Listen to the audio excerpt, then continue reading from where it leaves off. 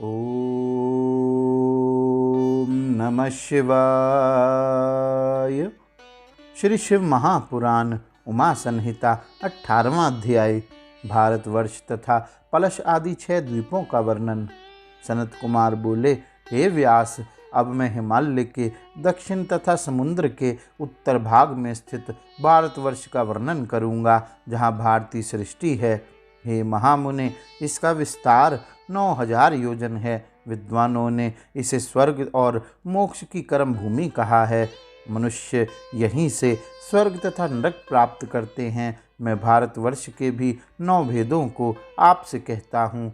इंद्रद्युम्न, कसेरु, ताम्रवर्ण, गभस्तिमान, नागद्वीप, सौम्य, गंधर्व तथा वारुण, ये 8 द्वीप हैं। उनमें सागर से घिरा हुआ यह भारत 9वां द्वीप है। यह द्वीप 1000 योजन परिणाम में दक्षिण से उत्तर पर्यंत फैला हुआ है, जिसके पूर्व में किरात तथा दक्षिण और पश्चिम में यवन स्थित हैं।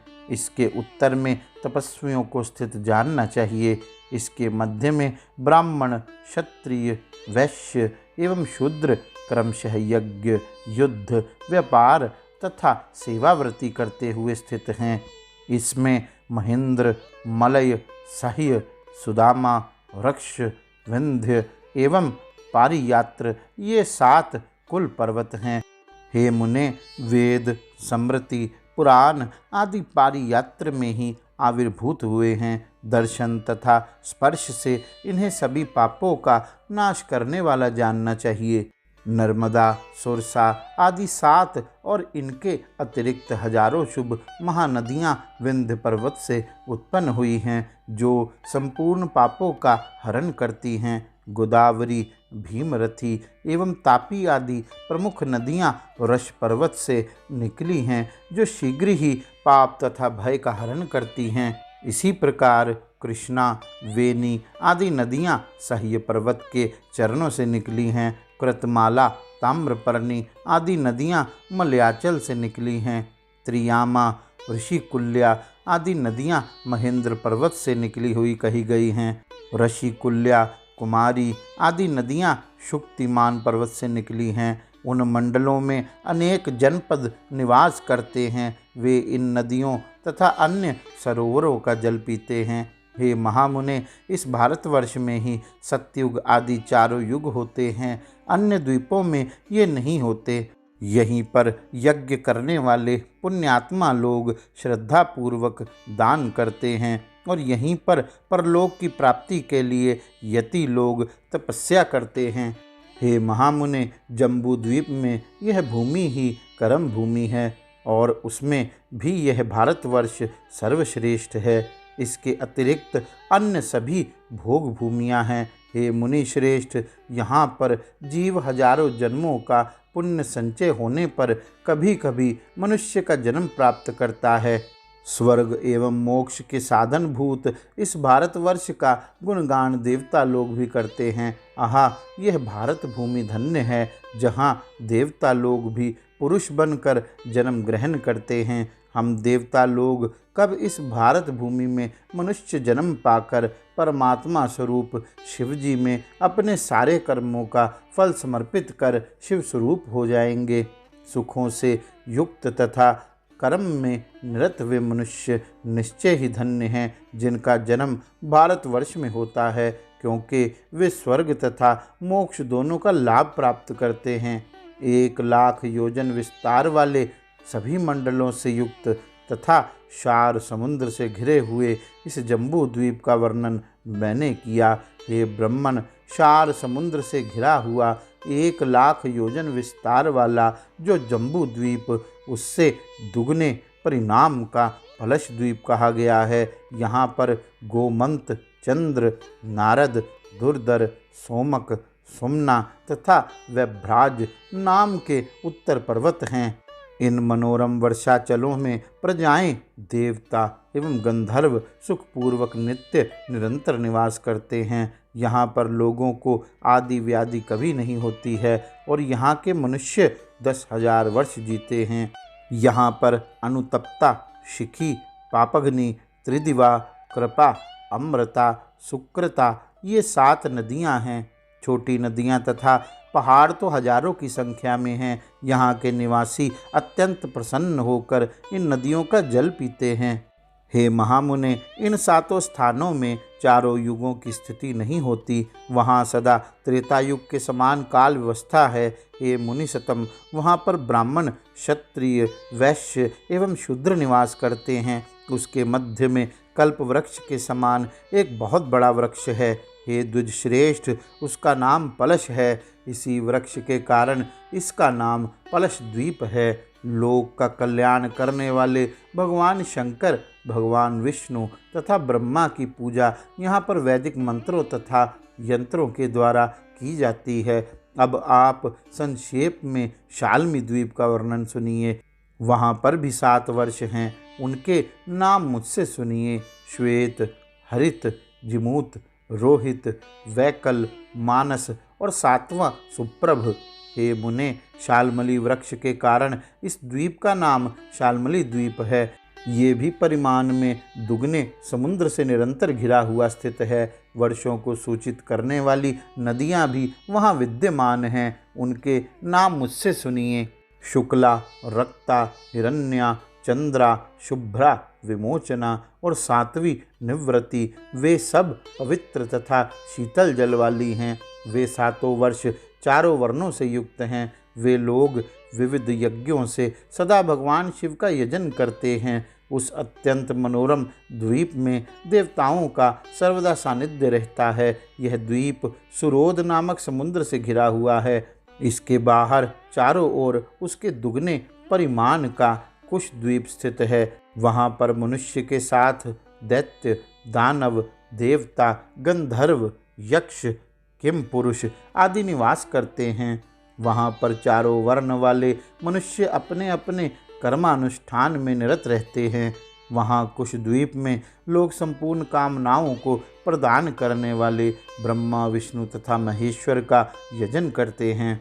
वहाँ कुशेश्य, हरि, धुतिमान, पुष्पवान, मणिद्रुम, हेमशैल एवं 7वां मंदराचल नामक पर्वत है। वहाँ 7 नदियाँ भी हैं। उनके नामों को यथारूप से सुनिए। धूतपापा, शिवा, पवित्रा, समीमति, विद्या, दंभा तथा मही, ये संपूर्ण पापों को हरने वाली हैं। इनके अतिरिक्त निर्मल जल वाली तथा स्वर्ण बालुका पूर्ण अन्य हजारों नदियाँ भी हैं। कुश द्वीप में धरत के समुद्र से घिरा हुआ कुशों का स्तंभ है। हे महाभाग, अब दूसरे विशाल क्रौंच द्वीप का वर्णन सुनिए। यह दुगने विस्तार वाले दधिमंड नामक समुद्र से घिरा हुआ है। हे महाबुद्धे, उसमें जो वर्ष पर्वत है उनके नाम मुझसे सुनिए। क्रौंच, वामन, तीसरा अंधकारक, दिवावृति, मन, पुंडरीक एवं दुंदुभि, चारों ओर स्वर्ण के समान सुरम्य उन वर्ष पर्वतों में मित्रों और देवगणों के साथ प्रजाएं निर्भय होकर निवास करती हैं। ब्राह्मण, क्षत्रिय, वैश्य एवं शूद्र यहाँ निवास करते हैं। यहाँ पर 7 महानदियाँ हैं। इनके अतिरिक्त अन्य भी हजारों नदियाँ हैं। गौरी, कुमुद्वती, संध्या, रात्रि, मनोजवा, शांति तथा पुंडरीका नाम वाली जो 7 नदियाँ हैं उनका विमल जल लोग पीते हैं। वहाँ पर योग रुद्र स्वरूप वाले भगवान शिव जी की पूजा की जाती है। उसके बाद दधिमंडकोदक समुद्र द्विगुणित शाक द्वीप से घिरा हुआ है। यहाँ 7 पर्वत हैं। उनके नाम मुझसे सुनिए। इसके पूर्व में उदयगिरि और पश्चिम में जलधार पर्वत है। पृष्ठभाग में अस्तगिरि, अविकेश तथा केसरी पर्वत है। यहाँ शाक नामक महान वृक्ष हैं जो सिद्धों तथा गंधर्वों से सेवित हैं। वहाँ पर चारों वर्णों के लोगों से युक्त पवित्र जनपद है। वहाँ परम पवित्र तथा सभी पापों को दूर करने वाली सुकुमारी, कुमारी, नलिनी, वेणुका, इक्षु, रेणुका तथा गभस्ती नामक 7 नदियाँ हैं। हे महामुने, इसके अतिरिक्त वहाँ हजारों अन्य छोटी नदियाँ हैं तथा सैकड़ों हजारों पर्वत भी हैं। उन वर्षों में धर्म की हानि नहीं होती है। स्वर्ग से आकर उन वर्षों में पृथ्वी पर मनुष्य परस्पर विहार करते हैं। शाक द्वीप में वहाँ के संयमशील निवासी शास्त्रोक्त कर्मों के द्वारा प्रेम पूर्वक सर्वदा सूर्य भगवान का सम्यक यजन करते हैं। वह शाक द्वीप चारों ओर से दुगने विस्तार वाले क्षीर सागर से घिरा हुआ है।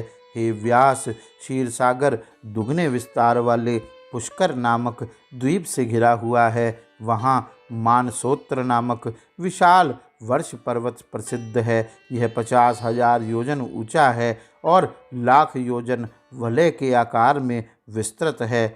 वलयाकृति पुष्कर द्वीप को यह पर्वत मध्य में 2 भागों में विभक्त करके स्थित है। इसी से इस द्वीप के दोनों भागों की आकृति कण कण के समान है। यहाँ के मनुष्य 10,000 वर्ष पर्यंत जीवित रहते हैं और रोग, शोक, राग तथा द्वेष से रहित होते हैं। हे मुने, इन लोगों में अधर्म, बद्ध, बंधन आदि कुछ नहीं बताया गया है। इसमें असत्य नहीं होता, केवल सत्य का ही वास होता है। सभी मनुष्य का वेश एक समान होता है और वे स्वर्ण के समान एकमात्र गौर वर्ण वाले होते हैं।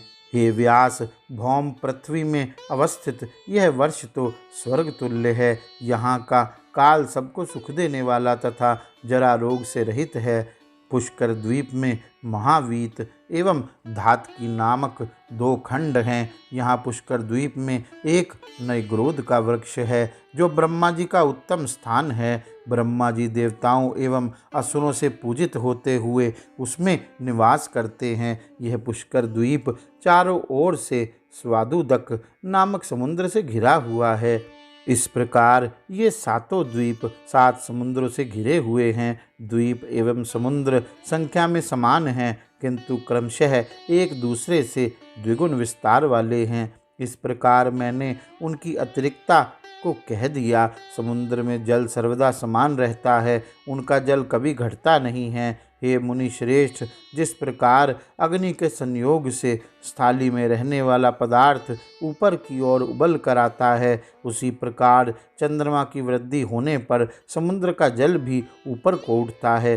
चंद्रमा के उदय तथा अस्त काल में समुद्रों का जल भी क्रमशः बढ़ता और घटता है। इसलिए कृष्ण तथा शुक्ल पक्ष में न्यूनाधिक्य होता रहता है।